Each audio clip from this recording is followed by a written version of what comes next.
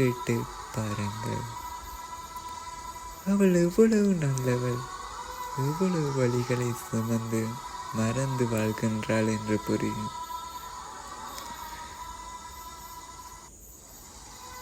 அவள் உணர்வுகள் கூறும் கவிதையே இந்த வரிகள். அவளின் உள்ள குமரலின், அவளின் அன்புக்காக ஏங்கி தவிக்கும் காதல் வரிகள். அவளுக்காக வாழும் நிமிடங்களை அதிகரித்துக் கொள்ளுங்கள். முடிந்தளவு அவளுக்காக அன்பை காட்ட மறக்காதீர்கள்.